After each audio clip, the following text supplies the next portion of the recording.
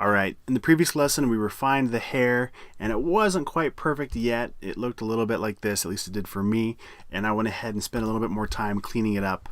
You can do that on your own time if you want to, but we're going to continue on. We're going to add some typography. Obviously the event details are important, as well as maybe some images, and perhaps let's change the background from purple to something that fits a little bit better.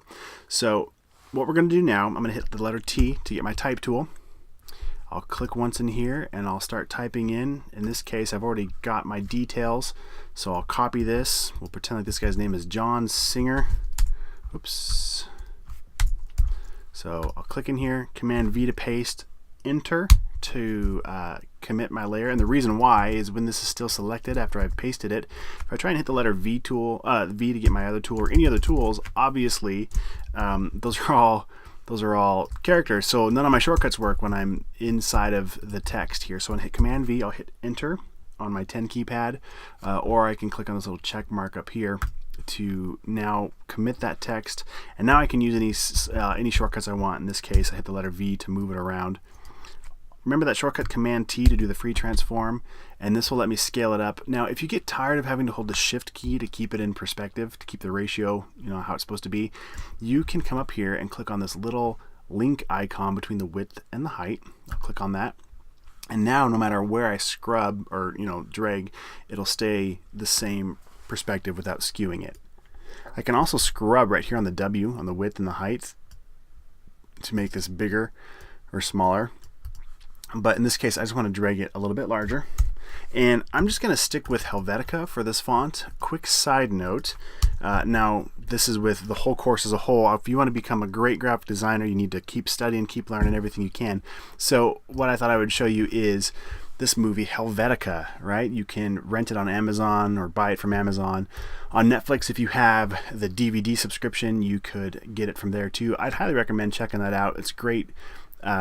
Great little documentary about the font Helvetica, where it came from, and some designers love it, some designers hate it, but it's worth knowing whatever you decide to choose in your design, why you chose it, not just throw it out there. So what we're going to do now, I hit T to get my type tool again, and I'm just going to click right between that space, click and drag. I'll hit return to put this on 2 lines, and now what I'm going to do is hit Command A to highlight all of it, and now Command Option, and then the up or down arrow keys changes what we call the leading.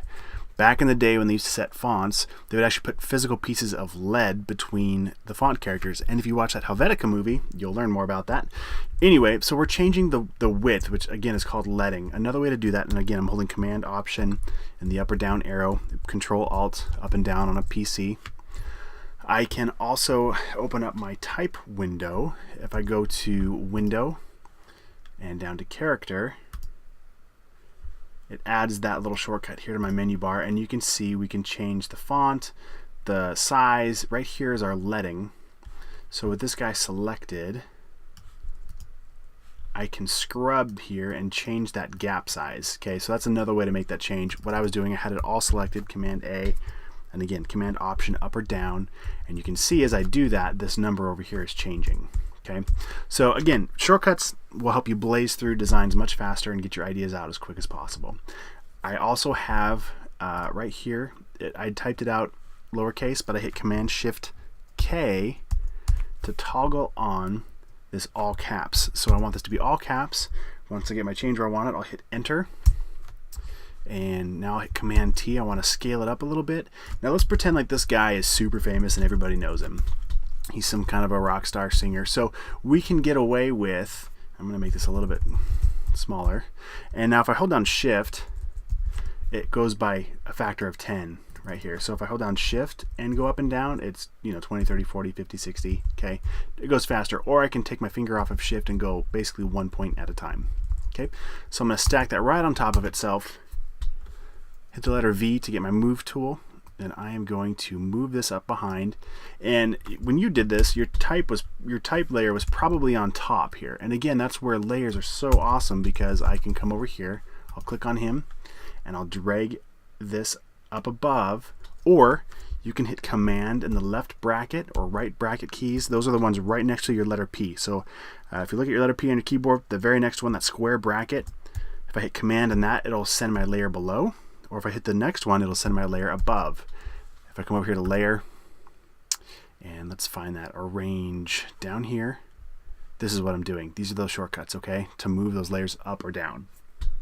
So we've got him in front, and again, let's pretend like this guy is super famous. Everybody knows him, so we could get away with really cropping this to where it's almost unlegible, you know, or maybe you lose some of his letters, or maybe you want to keep it to where if somebody's not familiar with this artist, it's still kind of legible. But that's where you have to choose. Do you want to be, you know, cutting edge and do something crazy, which would be kind of cool, kind of like a magazine style, or if it needs to be more of a functional piece where you don't want any information to be lost. So that's up to you as a graphic designer who's communicating to make those decisions.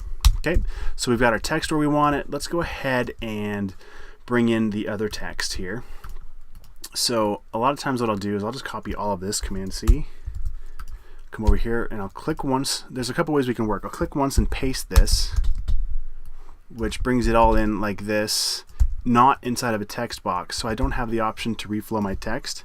Or with my text tool, I can click and drag, and it makes a box that then my text fits within.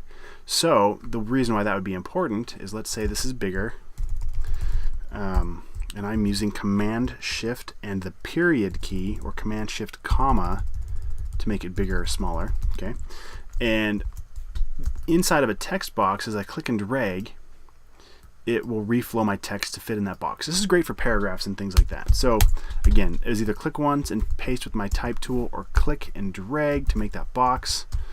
Okay, and these are all little things we'll learn more as we go, but just so you know what I'm doing, delete that. Okay, so here we've got the details. Now here's where you would not want the details to hide behind his shoulder, otherwise people won't show up on time. So we need to find a creative way to enclose this information and bring it in front.